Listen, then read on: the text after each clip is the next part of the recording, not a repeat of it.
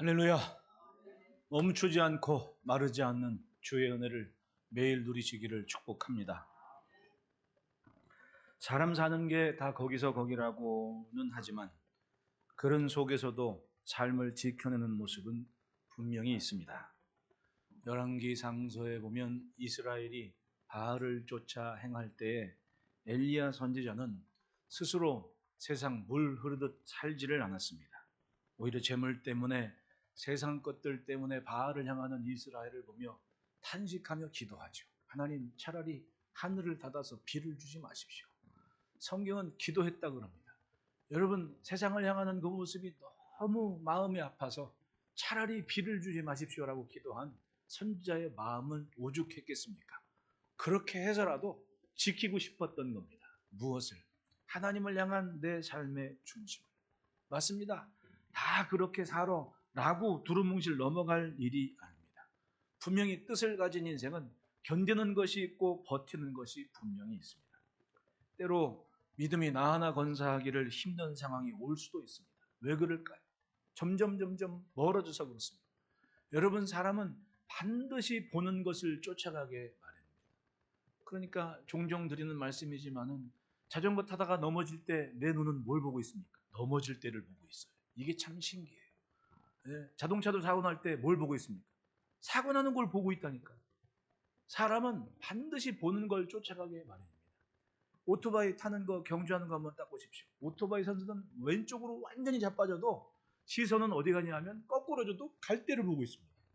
이게 뭐냐 하면 넘어질 때를 보는 게 아니라 내가 갈 데를 보고 있다는 거예요. 그러면 신기하게도 그리로 가요. 여러분, 요즘 내가 내 삶의 주의, 관계, 문화 어떻습니까?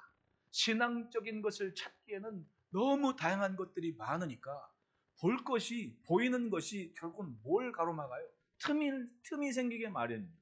신앙적인 것, 하나님을 찾는 것에 대해 보는 그 모든 것들이 틈을 만들게 되고 틈이 보이게 되는 겁니다. 그렇기 때문에 나 하나 건사하기 힘든 세상이 되어버리는 거예요. 버티고 견디는 것이 결코 쉽지 않다는 얘기입니다. 제가 오래전 어릴 적에 본 영화 중에 그 분노의 영유라는 영화를 본 적이 있거든요. 근데 거기 보면 이제 소방관들 얘기인데 소방대장이 제에서 방화범들이 불을 지는 건물 큰 창고에 불을 끄러 갔는데 높은 곳이에요. 근데 불을 끄다가 바닥에 주저앉아가지고 대원 하나가 대롱대롱 매달려가지고 떨어져 죽으려고 그러는 겁니다. 그러니까 대장이 쫓아가가지고 그걸 딱 붙잡습니다. 근데 매달리고 그 육중한 그 장비를 다 착용한 상태에서 자기가 매달린 사람도 미안하고 그걸 살려고 붙잡고 있는 사람도 힘 빠지고 민망스럽고 이 상황이 진짜 기가 막힌 상황이잖아요. 그래도 버티는 겁니다. 그러면서 그 매달린 사람이 날 놔라. 차라리 날 버려라. 너라도 살아야 되지 않냐. 그때 그 대장이 매달린 동료에게 딱 영어로 네 마디를 해요. You go, we go. 내가 이것 때문에 재밌어가지고 영어 공부를 했다니까요. 여기 이제 재밌잖아요. 딱 네 단어로 모든 소통이 다 돼. 야, 이게 영어구나. 그 다음에 영어 공부를 했어요. 재밌어가지고. You go, we go 했단 말입니다. 너가 죽으면 나도 죽을 거야. 우리도 죽을 거야. 그리고 끝까지 그 대원을 살려내거든요. 버티고 견딘다는 게 그런 거 아니겠습니까? 여러분, 신앙은 참 힘들 때가 있어요. 어쩌면 굉장히 냉철하고 냉혹할 때가 있습니다. 차가워야 된단 말입니다. 어설프게 두루뭉싱하게 되는 게 아니에요. 왜냐하면 신앙은 영적인 전쟁이라 그러잖아요. 죽든지 아니면 살든지를 결정하는데 어설프게 그냥 살다가는 말짱 도루묵 아무것도 아닌 삶이 돼버리고 만다는 거죠. 분명히 아는데 그것을 외면하고 어정되다가는 그냥 둘 다 끝나는 거 아닙니까?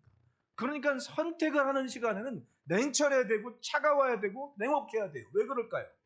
갈 곳이 다르기 때문에 그런 거예요. 따라합시다. 갈 곳이 다르다.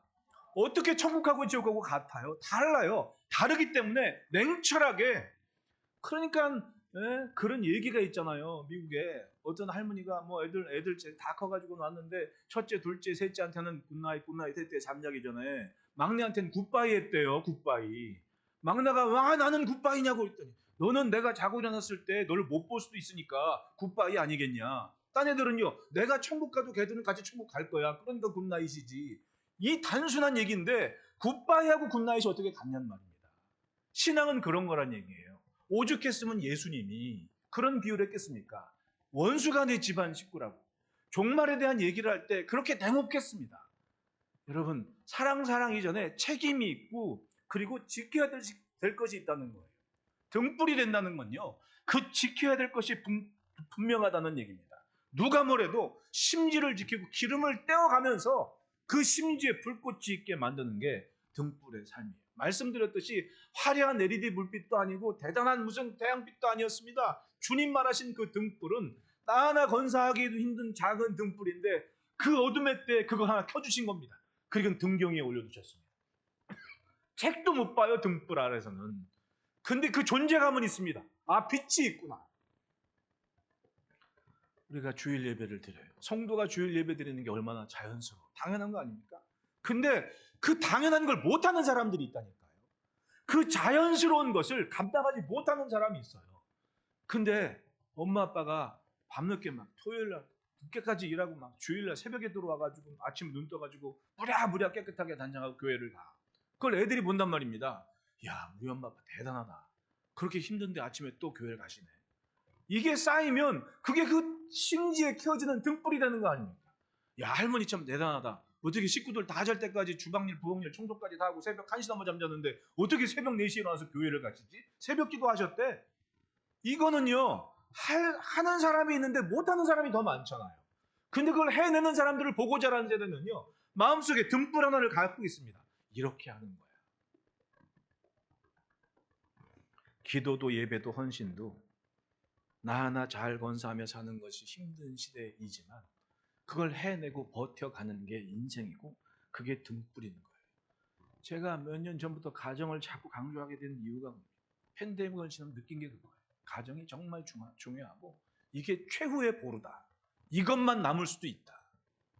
그런데 그럼에도 불구하고 자기를 지키는 거예요.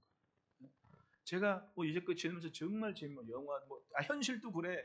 딸이 그렇게 속을 썩이니까 아니 얄미운 짓만 골라골라 하니까 엄마가 딸한테 하는 얘기가 너도 너 같은 딸 낳아. 너도 너 같은 딸 낳아. 엄마가 딸한테 하는 얘기가 그거예요. 네. 꼭 지나고 나서 아쉬워야 해야 할 일이 아닙니다. 여러분, 이미 우리의 지식과 경험은 실수나 실패를 피해갈 수 있을 만한 많은 상황을 충분히 마련해 놨습니다. 남들이 실수했다고 똑같이 안 해도 돼. 이걸 비켜갈 수도 있다는 얘기입니다. 그러니까 공부를 하고 책을 읽고 읽다 보면요, 야, 이랬구나, 피해갈 수 있거든요. 그걸 안 하니까 문제지. 안 하면서 알면서도 안 해. 안 하면서 맨날 넘어져. 그리고는 다 그렇게 살아요. 천만에요. 그렇게 안 사는 사람들도 있습니다. 왜? 이미 배웠습니다. 알고 있습니다. 그렇게 안 살아도 되는구나. 그 경험이 지식이 됐거든요. 지키지를 않을 때 문제입니다. 지키지를 않기 때문에. 이스라엘 보십시오. 이집트에서 나왔습니다. 광야를 지나고 가나안에서 기업을 차지했습니다. 그것을 잘 믿고 확실한 신앙감으로 품었던 사람이 지난주에 봤던 드보라 아닙니까? 세상의 그 외부 세력에 의해서 수십 년을 그렇게 압제하고 있는데 뭐라 그래요? 드보라가. 내가 어미의 심정으로 내가 이스라엘의 어머니가 되겠다. 그리고는 종려나무 아래서 하나님의 말씀을 외치기 시작했다는 거 아닙니까? 네?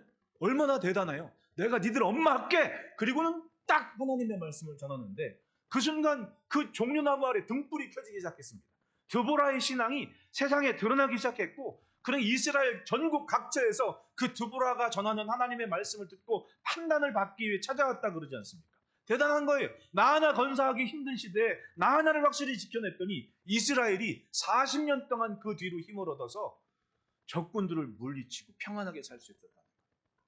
기드온은 그렇게 40년 동안 평안히 살다가 또 이스라엘이 죄를 범한 이후의 사건입니다. 이번에는 미디안에서 13만 5천의 병력이 치고 올라옵니다. 여러분, 그 고대 사회에 13만 5천이라는 병력을 준비하는 게 쉬운 일이 아니잖아요. 근데 이스라엘이 40년 동안 평안히 살면서 뭐라 그래요? 너희가 여호와를 잊었다라고 그 뒤에 나오는 선지자가 외치거든요. 하나님을 잊은, 평안했기 때문에 하나님을 잊었다. 평안에 젖어서 하나님을 버렸다. 그리고는 어디로 가? 전부 다 바알과 아세라를 세우기 시작했다는 얘기입니다. 그걸 지켜보는 시간에 미디안은 뭐 했습니까? 병력을 모으기 시작해요. 여러분 13만 5천의 병력을 한꺼번에 모으는 게 결코 쉬운 일, 몇 년 걸려요. 파발 뛰어야죠. 식량 준비해 뭐 해야지. 이게 쉬운 일이 아니에요. 그렇다면 수년간 이미 미디안은 전쟁을 준비하고 있었다는 얘기입니다. 미디안의 위치를 한번 볼까요? 이 사람들 사우디아라비아 서쪽에 있던 집단들인 거예요. 저렇게 노란 부분이 아라비아 반도에 있는 미디안 주거지거든요. 저기서 요단강을 건너 산지 북쪽으로 올라왔다는 얘기입니다. 13만 5천이. 근데 성경을 보십시오. 누구 하나 맞서 싸우지를 못했던 거예요. 왜? 넉넉고 살다가 좋은 세월 보내다가 지켜야 될 것이 뭔지 아무것도 남지 않았고 6장 2절을 보면 저 사람들 피해가지고 므낫세 지파는 뭐하냐면 산속에 웅덩이 파고 동굴 파고 숨었다고 얘기를 해요. 세상에 40년 전에 드보라 때문에 장군이 일어나서 싸웠던 동네인데 에? 구덩이 파고 동굴 파고 하나님의 주신 기업을 다 버리고 산속으로 도망을 가버렸다고 얘기를 하는 거예요. 그게 기드온이 있었던 세대입니다. 40년 평안하게 살다가 이것저것 다 놓치고 지킬 것도 없이 신앙도 저버린 세대가 됐을 때 미디안은 13만 5천의 병력을 치고 올라왔다는 거예요. 여러분 지키지 않으면 남는 게 없는 거예요. 이건 정말 소중한 거야. 지키고 남는 거야. 내가 지키고 남는 거야. 그게 신앙일 때 그건 생명과도 같은 거 아니겠습니까? 그걸 잊었더니 어떻게 됩니까? 미디안이 13만 5천의 병력을 쳐들고 왔는데 누구 하나 칼 들고 싸우는 사람이 없다. 그리고 7년 동안 미디안의 압제를 당하고 있는 거예요. 13만 5천이 작심하고 쳐들어와서 모든 좋은 땅 다 차지하고 하나님이 주신 걸 자기들 것으로 누리고 있는 세상이 7년을 계속된 거예요. 사람은 나이에 맞는 옷을 입어야 돼요. 신앙도 그렇고 인생도 그렇고 나이에 맞는 옷을 입고 그것에 맞춰가는 지혜를 가져야 돼요. 그걸 많은 어른들이 보여줬고 그렇게 살아갈 수가 있거든요. 그걸 안 하니까 문제 아닙니까? 이 정도는 해야 되는 거야. 이건 지켜야 되는 거야. 이 책임감. 여러분 사랑을 이야기하기 전에 먼저 책임이 중요한 거예요. 왠지 아십니까? 사랑 때문에 사는 사람이 얼마나 될 것 같아요? 사회 통계학에서도 사랑해서 결혼했는데 그 사랑은 유효기간 3년이래요. 3년 넘으면요 다 책임감 때문에 사는 거예요. 너무 콕 집었나? 다 책임감 때문에. 살다 보니 아내가 됐고 남편이 됐습니다. 내가 남편으로 지켜야 될 게 있지. 내가 아내로 지켜야 될 게 있지. 그다음 자식이 낳았어요. 내가 자식을. 사랑은 둘째야. 나는 아버지다. 내가 아빠기 때문에 한테 책임을 다해야 되는 거예요.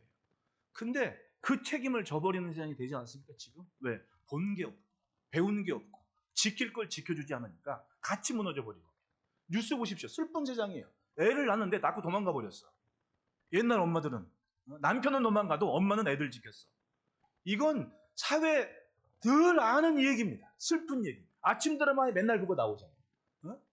남편은 도망가는데 엄마는 애들 지켜. 애 키워. 엄마들이 그랬단 말이에요. 지금은 엄마가 애 낳는데 주둥이에서 사라졌어. 슬픈 세상이에요. 지킬 걸 보지를 못한 겁니다. 그리고 마음대로 사는 세상이 되는 거예요. 신앙은 안 그렇습니까? 점점 나이가 먹고 세월이 가면 이건 지켜야지 하면서 보여줄 게 있고 그걸 감당하는 모습이 자연스럽게 물림이 되고 그래서 유산이 되는 건데 40년 태평에 놀다가 미디안은 준비했는데 이스라엘은 아무런 준비도 없이 지킨 거 없이 무너진 세상이 되어버린 겁니다. 참 은혜 아니면 오늘 관악부 찬양했지만 가사가 참 주옥같지 않습니까? 은혜가 아니면 언제 꺼져도 꺼졌을 인생인데 나 오늘 바이올린 봤는데 끊임없이 가는 쉼표 없이 가는 게 은혜가 되더라. 맞아요. 하나님의 그 주신 은혜는 끊임이 없고 멈추지가 않아. 계속돼. 야 어쩜 이렇게 그러니까 사는 거 아닙니까? 그러니까 인생은 무너지는데 하나님은 무너지는 인생의 다리가 되어주시는 거예요. 네. 따라합시다. 그래도 기도는 들으신다. 하나님은 포기하지 않으십니다. 7절 8절 읽어봅시다. 시작. 이스라엘 자손이 미디안으로 말미암아 여호와께 부르짖었으므로 여호와께서 하나님이 과연 하나님의 사랑이라는 그 단어에 다 담길 수가 있을지 모를 만큼 이스라엘에게 사랑하시고 기회를 주시고 또 말씀을 하시는데 먼저 한 선지자를 보내셨다 그래요. 그 선지자가 하는 말씀이 다른 게 아니었습니다. 너희가 이집트에서 구원하시고 광야를 지나고 가나안을 차지했는데 너희가 하나님을 잊었다. 그리고는 사라진 거예요. 그러면 기드온이 그 말씀을 들었어요, 안 들었어요? 기드온도 그 말씀을 들은 세대 사람인 거예요. 근데 그렇게 말씀을 전하신 다음에 하나님의 선지자는 어디 갔는지 모르지만 성경을 보면 뭐라고 얘기하냐면 여호와의 사자가 기드온네 동네 가서 상수리나무 아래 앉았다. 상수리나무를 보신 분 알겠지만 상수리나무 일단 커요. 높아요. 그리고 그 밑에 그늘이 참 잘 져요. 그러니까 여호와의 사자도 그늘 든 곳을 좋아하시더라고. 성경을 보면 거기 딱 앉아가지고 누굴 기다려요? 기드온이 나타나기를 기다리고. 그런 기드온이 딱 왔을 때 이런 말씀을 하세요. 큰 용사여 여호와께서 너와 함께 계시도다. 할렐루야. 그게 7년 압제를 풀어가시는 하나님의 순서였습니다. 먼저 하나님의 말씀을 듣게 했고 그 말씀을 듣고 갈등하고 번민하고 생각했던 그 기드온을 여호와의 사자가 찾아갑니다. 찾아가서 귀한 음성을 들려주시는 거예요. 큰 용사여 여호와께서 너와 함께 계시도다. 원망도 알아야 원망을 해요. 근데 기드온이 한 말을 보면 말씀을 듣고 생각을 참 많이 한 것 같아요. 13절을 다 같이 한번 읽어봅시다. 시작. 기드온이 그에게 대답하되 오 나의 주여 여호와께서 우리와 함께 계시면 우리에게 일어났나이까. 또 우리 조상들이 일찍이 우리에게 이르기를 여호와께서 우리를 애굽에서 올라오게 하신 것이 아니냐 한 모든 이적이 어디 있나이까. 이제 여호와께서 우리를 버리사. 순서를 보면 8절부터 10절에 한 선지자가 돌아다니면서 말씀을 전한 다음에 이야기를 해요. 그리고 대화의 맥락이 이상하잖아요. 큰 용사여 여호와께서 함께 계시더라고 말하는 칭찬하고 놀라운 얘기를 하는데 대뜸 기드온이 이런 얘기를 하는 게 뭘 의미하겠습니까? 선지자가 전한 말씀을 갖고 충분히 기드온을 생각하고 있었다는 얘기고, 그러니까 고민 중에 여호와의 사자가 딱 나타났는데 큰 용사여 여호와께서 너와 함께 계시다 하니까 기드온이 생각했던 걸 말하잖아요. 하나님이 우리와 함께 하신다면 왜 우리는 이 지경이 됐습니까? 지금 하나님이 우리를 버리셨기 때문에 우리가 미디안의 손에 있습니다. 따라합시다. 주의 말씀이 어둠을 밝힌다. 맞아요. 하나님의 말씀은 기드온은 영혼의 등불이 켜졌고 그 등불을 지켜내는 사람이었던 거예요. 아니 이전부터 이미 그의 행적을 보면 집안이 어떠건 아버지가 뭘 했건 자기 스스로가 지켜낸 뭔가를 있었기 때문에 여호와의 사자는 기드온을 찾아갔다는 거예요. 네? 찾아갔던 겁니다. 그리고 7장 8장 오면 기드온은 군사를 모으는데 몇 명을 모은지 아십니까? 모여라 했더니 32,000명이 모였대. 근데 하나님이 갈멜산에서 야 돌려보낼 다볼산에서 돌려보낼 사람 집에 가라 그래. 야 겁나는 사람 집으로 가라. 몇 명 남고 10,000명 남고 다 집에 갔대. 아니 13만 5천이 쳐들어왔는데 고작 모여 32,000 모였는데 그중에 22,000명이 겁난다고 집에 가버렸어요. 10,000명 남았다니까요. 그러면 싸울 의지가 있는 거예요 없는 거예요? 나 하나 살면 된다는 마음으로 산 겁니다. 그냥 그게 40년 동안 쌓인 인성이고 인품이고 가치관이고 인생관이었던 거예요. 10,000명 남았는데 하나님께 그걸 딱 보시더니 하시는 말씀이 야 하롯샘가에 가가지고 줄 세워. 그리고는 구풀이고 물 퍼먹는 사람은 집에 또 돌려보내. 다 돌려보내고 하나님 말씀만처럼 한 손으로 무릎 꿇고 한 손은 창 들고 한 손으로 퍼먹는 그 사람만 남겨놨더니 몇 명 남았냐면 300명이 남아. 아니 13만 5천하고 싸우는데 300명 꼴랑 남았다니까요.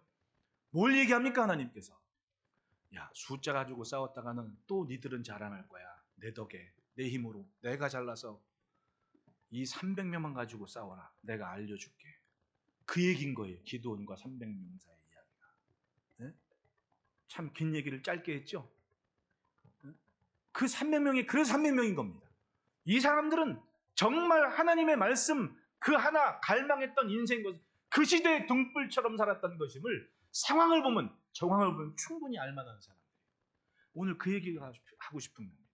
그게 첫째 따라합시다. 버티는 만큼 강해진다. 11절을 보면 여호와의 사자가 아비에셀 사람 요아스에게 속한 어브라 이르러 상수리나무 아래 앉으니라. 마침 요아스의 아들 기드온이 미디안 사람에게 알리지 아니하려 하여 밀을 포도주투에서 타락하던 타작하더니 인생은 버틸 것이 많아요. 내가 보니까 나 처음 신학교 다닐 때요. 사사기 공부하면서 기드온이 겁쟁이라고 그렇게 배웠어요. 보니까 미디안 사람이 에게 알리지 아니하려 혹은 미디안 사람이 두려워서 포도주 틀에서 밀을 타작하고 있었다. 그러면 쉽게 묵상을 하면 겁이 많은 사람, 두려움이 많은 사람인 줄 알았는데 내가 읽어보니까 그게 아니야. 읽고 또 읽고 이 사람은 용기가 있는 사람이고 배짱이 있는 사람이고 굉장히 똑똑한 사람이고 그 어려운 때라도 내 식구는 먹여 살려야겠다는 뚝심을 가진 사람이야. 왠지 아세요? 보십시오. 이스라엘 지역에서 밀을 타작하는 시기가 언제인지 아십니까? 5월에서 6월이에요. 밀타작을 그때 합니다. 그러니까 2월 달쯤에 광야 딱 가면 꽃이 피고 밀밭에 그 광야에 파란색 밀이 쫙 있어. 진짜 예뻐. 그걸 5, 6월에 추수한단 말입니다. 근데 포도는 언제 수확하는지 아십니까? 8월 말에서 10월 달에 수확을 해. 그럼 여기서 기드온 미디안 사람에게 알리지 아니하려 하여라는 얘기는 13만 5천의 미디안이 쳐들어와 가지고 7년 동안 거기 집도 뺏겨보고 자기 마음대로 살면서 농사 안 해. 이스라엘 사람들이 그러니까 뺏어먹는 거 아닙니까? 쉽게 말하면. 그러니까 이 사람들은 밀 수확하면 밀 뺏어오고 포도 수확하면 포도 빼오는 사람이야. 근데 그걸 기드온이 알아요, 몰라? 뺏기면서 7년 살았는데 그렇다고 산속에 숨어있거나 도망간 사람이 아니었다는 얘기지. 밀농사 했어요, 안 했어요? 했으니까 타작하러 간 거 아닙니까? 타작했는데 눈치가 빨랐어. 이건 사람들이 살피고 있으니까 이걸 여기서 하면 안 돼. 밀 수확해서 어디로 갔다? 포도밭으로 갔다. 왜? 미디안 사람은 이때 여기 보지를 않아. 이 얘기거든요. 그럼 이 사람이 겁쟁이에요? 아니면 똑똑한 사람이에요? 굉장히 지혜로운 사람이고 아무리 힘들어도 내 식구는 먹여 살려야 되는 책임감 때문에 농사 짓고 어떻게 하든 수확할 걸 갖기 위해서 애쓰는 아버지였다는 얘기 아닙니까? 은혜롭지 않아요? 아빠들 어깨 한번 힘 빡. 그런 아빠라니까. 이 아빠가 겁쟁이가 아니었어요. 얼마나 주도면밀하게 분석을 하고 생각을 했겠냐고. 그러니까 여기는 지금 이 시기에는 여기가 아니야. 그리고 걷어가지고는 뒤에 또 뭐 종들 얘기 나오지만 어쨌든 포도주 틀에 가서 굉장히 똑똑하게 걷어먹이는 아버지였다니까요. 사람이 견딜 게 많아. 인생은 어차피 버티고 견디는 게 인생인 거예요. 여러분들은 그걸 경험했기 때문에 여기 있거든요. 인생은 태어날 때부터 스트레스야.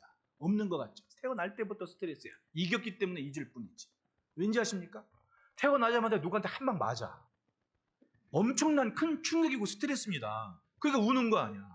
아니 응애하고 딱 빛 보고 나왔는데 빛도 안 보여. 사실은 이게 나왔는데 갑자기 소뚜껑만 허리 빡 하고 때리는 거야. 얼마나 억울하면 울겠냐고. 이거 굉장히 큰 충격입니다. 근데 그 충격과 스트레스를 이긴 거야, 안 이긴 거야? 울면서 이겼습니다. 내가 한번 두고 보자. 이거 이겼겠지. 저도 어릴 적에 제 아이가 좀 훈육이 좀 셌거든요. 한번 훈육을 할 때도 다 수가 있고 방법이 있는 거예요. 교육학적으로. 훈육을 하되 마무리는 내가 꼭 따뜻하게 안아줘. 그리고 아빠는 널 사랑한다는 얘기를 꼭 해줘. 근데 그래도 안 풀릴 때가 있었나 봐. 탁 놓고 아빠가 너 알지? 안 돼. 그리고 할머니한테 딱 뛰어가. 할머니한테 뛰어가서 이 꼬마가 하는 얘기가 내가 커서 아빠 가만 안 둘 거야. 근데 그런 것을 이겨내잖아요. 다 이겨내고 그 스트레스나 감정 같은 걸 다 버텨내고 그리고는 어른이 되니까 이겨낸 게 기억이 안 나. 나중에 웃으면서 말할 수가 있어. 우리 다 그렇게 살아온 거예요. 지난 한 주간 동안 오늘 버틸 게 많았습니까? 다 견뎌냈으니까 은혜롭게 성전에 앉아서 예배드리는 거 아니에요? 사는 게 스트레스고 버겁고 힘겨운 거 아닙니다, 솔직히. 근데 솔직히 책임감 때문에 버티는 거야. 응? 책임감 때문에 버티는 게 많아. 사람 사는 거는 다 누군가의 책임감이 있기 때문에 세상이 돌아간다는 거 그거 알아야 돼요. 내가 지난주에 뉴스 보면서 참 이해가 안 되고 참 속상하고 뭐야 이거? 이런 거 이제 딱 보는데 우리 엄마 아빠들 솔직히 여행 갈 때 청년들 여행 갈 때 돈 아낀다고 다 저가 항공 찾아가지고 막 찾아가 뭐 10몇만 원, 20만 원, 8만 원, 8만 원? 야 이거 하거든요. 근데 범죄자 수송하는데 대한항공이 갔대. 범죄자 73명인가를 캄보디아 가가지고 실어왔대. 그거를. 다 누구? 세금으로 하는 거 아니에요. 나는 그랬지 조금. 야 요즘 다 온라인으로 하던데 쥐들 좋아서 갔으면 여기서 재판하고 온라인으로 그냥 판사가 여기서 그냥 선고하고 사는 건 거기서 살게 두지. 왜 굳이 데려다 돈 주고 사 먹는 한식도 먹이고 왜 굳이 이걸 해야 되냐 세금으로. 그렇게 생각했거든요. 발끈해가지고. 근데 그게 아니야. 헌법에 국가가 국민에 대한 책임, 저놈이 어떤 놈인가에 대한 건 둘째 문제야. 국가가 국민에 대한 책임.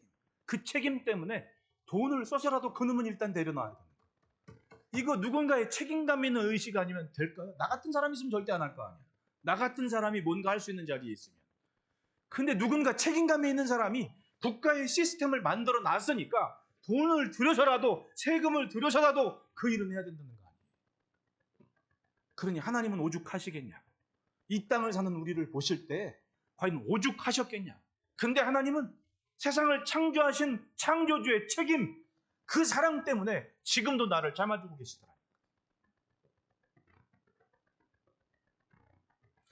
인생에 경험하는 것이 많으면 지혜로워지는 겁니다. 그러니까 격변의 세월을 사신 분들은 한마디 한마디가 깊이 있고 삶이 묻어나요. 근데 편한 세상을 살아본 사람들은 그게 없어. 그냥 매뉴얼대로 할 뿐이지. 네. 그 차이 아니겠어요? 모든 것이 안정적이면 굳이 삶의 지혜가 필요 없는 거죠. 그냥 매뉴얼대로만 해가는 세상. 지금이 그런 세상이 아닌가라는 생각을 해봅니다. 그럼에도 불구하고 기도는 사람 사는 것처럼 살지 않았습니다. 말씀드렸듯이 밀을 수확했는 농사를 졌다는 거 아니에요. 야, 농사 지으면 뭐해? 저 미디안이 다 가져가는 걸. 대부분이 그렇게 하고 2절을 보면 그렇게 해서 산골짜기 들어가서 웅덩이 파고 동굴 파고 살았다 그러잖아요. 근데 기도는 농사를 졌습니다. 7년 동안. 그러니까 수확이 있잖아요. 그 수확한 걸 가지고 이걸 어떻게 집까지 가져가지? 포도주 틀에 갖다 그러잖아요. 왜? 미디안 사람들이 알까봐. 그건 두려움이 아니라 어떻게 하든 이건 건져야지는 버티는 견디는 지혜였습니다. 그런데 그 모습을 본 여호와의 사자가 그런 기도원을 찾아갔다는 거예요. 그래도 이 사람은 이때 이렇게 버티며 견디며 살고 있구나. 그래서 얘기한 거예요. 큰 용사여 여호와께서 너와 함께 계시도다. 할렐루야. 맞습니다. 하루하루 버티며 하나님의 말씀을 듣고 생각한 대로 버티는 그 삶에 하나님이 함께 하시고 그것이 곧 버텨내는 그 모습이 큰 용사의 모습이었던 거예요. 인생은 포기하는 순간 실패입니다. 맞아요. 포기가 실패지. 포기하지 않고 그냥 오늘 버티고 있으면 나는 지금 성공 중인 거예요. 할렐루야. 마주보고 인사합시다. 잘하고 있습니다. 멈추니까 문제지. 멈추지 않고 지금 가고 있으면 난 여전히 성공 중이라는 거. 내가 일론 머스크가 마음에 들었던 부분이 그거예요. 그 사람 책도 내가 2권이나 읽었거든요. 뭐 했나. 근데 그 사람 그거예요. 여러분 뉴스에도 봤잖아요. 쏴 올렸어요. 빵 터졌습니다. 근데 이 사람 다 실패 당하는데 자기는 얘기하는 이거 성공이라고.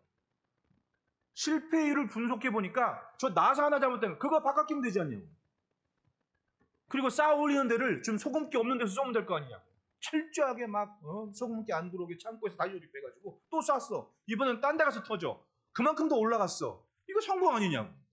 결국은 멈추지 않으면 성공하고 있는 거예요. 그러다가 결국은 올라갔다 내려오고 기가 막힌 걸 하지 않습니까? 나사가 못한 걸 개인이 했어. 이건 뭐예요? 포기하지 않고 그리고 버텨냈기 때문에 하는 거예요. 우리도 마찬가지입니다. 정황은 다를지라도 내가 포기하지 않고 멈추지 않고 뭔가를 감당하고 있으면 그러면 나는 성공 중인 거예요. 버텼기 때문에 어느 날 하나님의 사자가 찾아와서 큰 용사여 여호와께서 너와 함께 계시도다. 나 하나 살자고 버티기 힘들었습니다. 근데 하나님 보실 땐 너는 큰 용사야. 둘째로는 따라합시다. 역사는 하나님의 흔적이다. 선지자의 말을 듣고 기드온이 얘기하잖아요. 오 나의 주여 여호와께서 우리에게 함께 계시면 어찌하여 이 모든 일이 우리에게 일어나니까. 여호와께서 우리를 버리셨기 때문에 미디안의 손에 있습니다. 이건 하나님의 뜻을 그대로 알고 있잖아요. 말씀을 들어보니까 맞아. 하나님이 우리에게 우리를 저 미디안의 손에 붙이신 거야. 정리를 한 겁니다. 한 절. 즉 여호와의 선지자가 말한 선지자의 이야기를 기드온은 한 구절로 일목요연하게 요약을 해서 여호와의 사자한테 뜬금없이 고백을 했거든요. 왜? 큰 용사라고 하는데 내가 과연 큰 용사냐? 지금 하나님께서 미디안에 붙였는데 그게 뭔 의미가 있냐? 이런 의미 아니겠죠. 그랬더니 여호와의 사자의 답변도 참 동문서답이야. 보십시오. 14절에 여호와께서, 이거는 여호와의 사자가 아니라 여호와께서 그를 향하여 이르시되 너는 가서 이 너의 힘으로 이스라엘을 미디안의 손에서 구원하라. 내가 너를 보낸 것이 아니냐. 무슨 힘을 썼고 뭘 받습니까? 근데 가서 이 너의 힘으로 뭐 했다고요? 7년 동안 포기하지 않고 농사졌고 여호와의 선지자가 말씀을 선포했을 때 그 말씀으로 생각과 마음을 정리했고 지금은 우리가 하나님께서 미디안에 붙인 상황에 있는 거, 결국은 그의 신앙과 믿음, 살아온 삶의 흔적이 하나님께서 주목하시는 힘이었던 거 아닙니까? 할렐루야. 상관없는 일에 하나님이 나를 쓰신 것이 아니더라. 제자들을 보시면 다 성격대로, 은사대로, 맞아요. 기드온에게서 그걸 보셨고 그래서 큰 용사여 여호와께서 너와 함께 계시다. 그리고 기드온은 그렇게 살아왔기 때문에 믿음으로, 말씀으로 자기의 삶을 정리하고 나서는 여호와의 사자, 여호와께서는 그것이 바로 네 힘이야. 그가 결코 쉬운 환경 속에 산 삶은 아니었어요. 왜냐? 가정을 보면 알아. 6장 25절부터 26절을 보면 25절에 그날 밤에 여호와께서 기드온에게 이르시되 내 아버지에게 있는 수소 곧 7년 된 둘째 수소를 끌어오고 내 아버지에게 있는 바알의 제단을 헐며 그 곁에 아세라상을 찍고 또 이 산성 꼭대기에 내 하나님 여호와를 위하여 규례대로 한 제단을 쌓고 그 둘째 수소를 잡아 내가 찍은 아세라 나무로 번제를 드릴지니라. 이 말을 보면 기드온의 집에 뭐가 있었다는 얘기입니까? 바알의 제단이 있었다는 얘기야. 기드온의 아버지가 바알 제단을 아예 집안에 들여놓은 사람이야. 근데 이 말씀을 잘 보면 뭐라 그래? 하나님은 그 집안 살림살이를 다 알고 계셨어. 어떻게? 아버지가 기껏 복을 줬더니 쓸데없이 바알을 향하고 그러니까 아버지가 제일 아끼는 소가 뭔지 아셨나 봐. 보세요. 내 아버지에게 있는 수소 곧 7년 된 둘째 수소를 알고 있어서 모르고 있었어. 하나님은 기가 막히신 거야. 내가 하나님이 주려고 딴짓하면 그거 하나님이 기가 막히게 하셨다가 기도한테 야, 너 아버지가 그거 제일 중요한데 너 그 소 가지고 바알 제단을 부숴버리고 내 앞에 번제를 드려라. 기가 막히잖아요. 하나님은 7년 지켜보셨던 거야. 그 아버지. 이 아버지는 미루어 짐작컨대 태평한 세월 40년 동안 낳아서 자라면서 지내오고 자식 낳은 거야. 기드온. 기드온도 7장 뒷부분 아들이 있었거든. 우리가 뭐 그냥 어설프게 보면 기드온이 청년이 아니고 아들 낳은 아버지의 이 사람도. 그러면 그 애매한 시대를 살았지만 기드온에게는 뭐가 있었단 얘기입니까? 내 아버지가 바알 제단을 갖다 놨어도 하나님을 생각하는 그 마음을 놓치지 않고 어찌해서든 그렇게 살아온 인생이었다는 얘기입니다. 그런데 하나님이 그 제단을 부숴버리래. 27절에 이에 기드온이 종 10사람을 데리고 여호와께서 그 말씀하신 대로 행하되 그의 아버지의 가문과 그 성읍 사람들을 두려움으로 이 일을 감히 낮에 행하지 못하고 밤에 행하니라. 집안 자체가, 가문 자체가 바알을 섬기고 있기 때문에 집안 어른들한테 혼날까 봐 그냥 몰래 가서 밤에 일 저지르고 온 거예요. 문제는 눈 떠보니까 바알 제단이 박살이 났거든. 성경을 보면 캐물었다 그래 사람들이. 이거 누구 주시냐 누구 주시냐 막 얘기했어. 적어도 10사람은 알잖아. 그 집 종들. 왜? 10명이 같이 했으니까. 어디서 셌어 분명히. 그러니까 기드온이 한 걸 알고 아버지 찾아와가지고 이놈을 내놔라 당장 죽여야 된다. 아니 아버지가 정신을 차렸어. 그래도 아버지는 아버지인가 봐. 동네 사람들 가문 어른들이 다 와서 기드온을 박살을 낸다고 하니까 아버지가 뭐라 그래? 이깟 바알이 뭐길래 아니 자기 집에 제단을 쌓아놓고서 그거 막 해놓고는 아들이 위험하니까 뭐라 그래? 이깟 바알이 뭐길래? 성경을 보면 그것 때문에 온 가문 온 집안이 정신을 차렸다 그래. 할렐루야. 맞아요. 기드온의 심정에 있던 등불 하나, 그것이 가족과 가문을 지켜내기 습관처럼 물 흐르듯 살아왔던 바알과 아세라를 향했던 관습을 확실하게 정리합니다. 생명을 향한 고민을 하기 시작했다는 거예요. 사람들이. 이게 과연 살 짓이냐? 생각을 하기 시작했다 그래. 마주보고 인사합시다. 생각 없이 살지 맙시다. 생각을 해야 돼. 생각. 그러면 인생이 성숙해져. 이 말이 내 위치에서 할 말이냐? 이 모습이 내 위치에서 감당할 모습이냐? 이런 생각을 조금이라도 하며 산다면 세상은 달라져. 성숙해지는 것. 신앙도 마찬가지고. 생명을 향한 고민과 몸짓이 있은 이후에 자신의 가문, 자신의 집안에 등불이 켜졌습니다. 이스라엘을 위한 빛이 나기 시작했다는 거예요. 그러므로 마지막으로 따라합시다. 경건의 삶이 위기의 돌파구다. 이도저도 아니고 사방이 막힌 것 같고 마지막 힘을 내 버티고 있다면 예배의 힘을 내시기를 바라요. 기도의 힘을 내시기를 바라요. 왜냐? 그 말씀 잘 듣고 여호와께 사자가 뜬금없이 큰 용사여 여호와께서 너와 함께 계시다 장하게 얘기합니다. 가서 너의 이 힘으로 이스라엘을 미에서 구원하라. 뭔지는 모르겠는데 뭘 하긴 해야 될 것 같아. 근데 일단 대단한 여호와의 사를 만났는데 어떻게 가만히 있어? 17절 18절 읽습니다. 시작. 기드온이 그에게 대답하되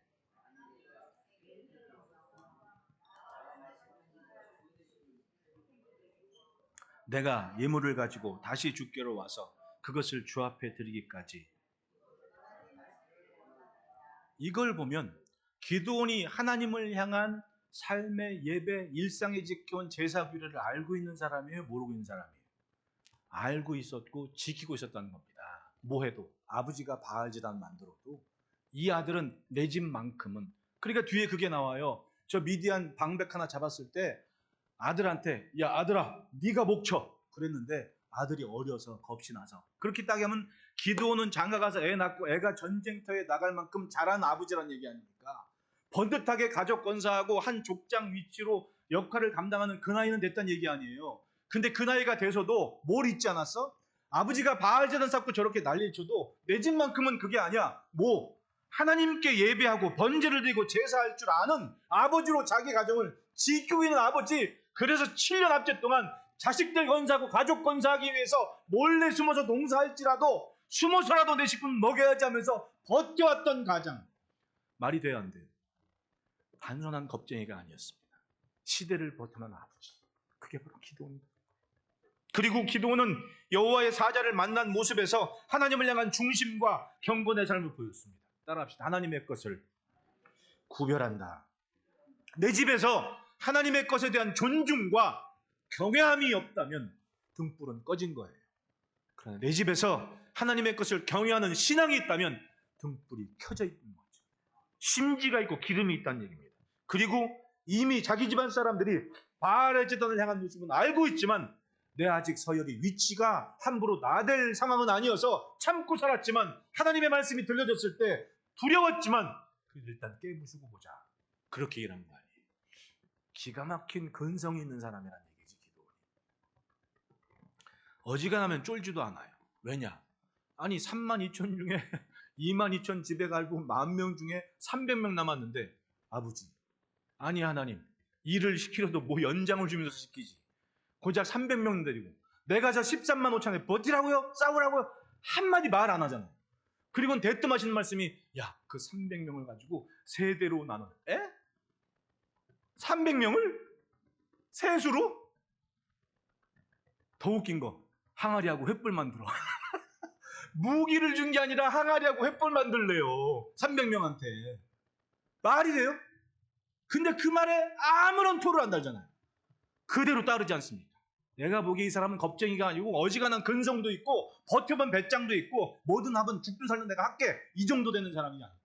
그러니까 그 어려운 7년의 압제 속에서도 식구들 먹인다고 아들 키운다고 그렇게 몰래 타작하면서 살아낸 거 아니에요. 에? 그러니까 마주보고 한번 인사합시다. 잘하고 있습니다. 버티고 있으면 성공 중인 거예요. 21절을 보면 여호와의 사자가 손에 잡은 지팡이 끝을 내밀어 고기와 무교병에 대니 불이 바위 위에서 나와 고기와 무교병을 살랐고 여호와의 사자는 떠나서 보이지 아니한지라. 불로 재물을 태운 것은 사실은 엘리야 이전에 기드온이 먼저였어. 그건 차이는 뭐냐면 엘리야의 불은 위에서 떨어졌고 기드온의 불은 바위에서 솟았어. 재밌지 않아요 이런 거? 참 신기하더라고요. 그리고 재물을 다 받은 겁니다. 불로 응답하신 여호와를 만났어. 기드온은 죽지 않고 살았습니다. 그리고 뭐라 그래? 24절에 시작. 기드온이 여호와를 위하여 거기서 제단을 쌓고 그것을 여호와 살룸이라 하였더라. 이것이 오늘까지 한 번 더 마주보고 인사합니다. 샬롬. 하나님의 평안을 알았습니다. 하나님께서 평안을 주시는구나. 그리고 맞아요. 군대를 모으고 300명 데리고 미디안과 싸워서 성경은 뭐 요단강 건너가서 미디안 광야까지 쫓아가서 방백들을 잡아다 처형을 했는데 자기가 몰래 한 방백은 처음 전쟁에서 이긴 다음에 한 방백은 그 잡아다가 어디까지 가서 달리고 자기가 포도주 틀을 타작하는 것처럼 포도주 틀에 넣고 처형을 했다고 얘기해요. 참 재밌는 사람이야. 기도원 보면 니네가 이랬지 하면서 아주 그냥 확실하게 하나님의 이름으로 시대를 다스렸습니다. 그리고 먼저 근성을 알만한 부분이 그거예요. 27절, 6장 27절. 왜 이게 중요하냐? 나 혼자 사는 게 아니야. 분명히. 나만 남은 게 아니고 나 같은 사람이 어딘가에는 있어. 27절 시작. 예.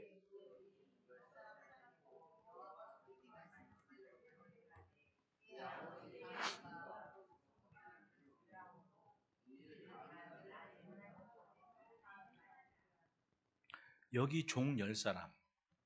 아무리 종이라도요. 바알제단에 있는 사람들이 그 문화권에 사는 사람들이 자기가 모시고 있는 저 문중에 어른 있는데 그 아들이 저거 부시자고 할 때 쫓아갈 사람이 몇이나 되겠어? 여러분 종하고 주인의 개념은요. 지금 우리들 수준으로 생각하면 안 돼요. 주인과 종의 인간관계나 생활 영역이 차이가 있어요? 없어요? 있어요. 종들은 종의 영역이에요. 생각과 마음이 함부로 하질 않아요. 그 대대로 머슴살이 한 사람들은 옛날에 허리 함부로 피질 않았어요. 주인들 앞에서. 그런 다는데 여기 종들 중에 10명은 기드온이 야, 저 바알제단 부수자 할 때 이 10명이 동참을 했다 그래요. 그럼 이 종들은 그 많은 종들 중에 깨어있는 사람이잖아요. 이스라엘 사람이잖아요. 살아왔기 때문에 바알의 의미가 뭔지를 아니까 밤중에 그거 부시자 그러는데 쫓아갔잖아요.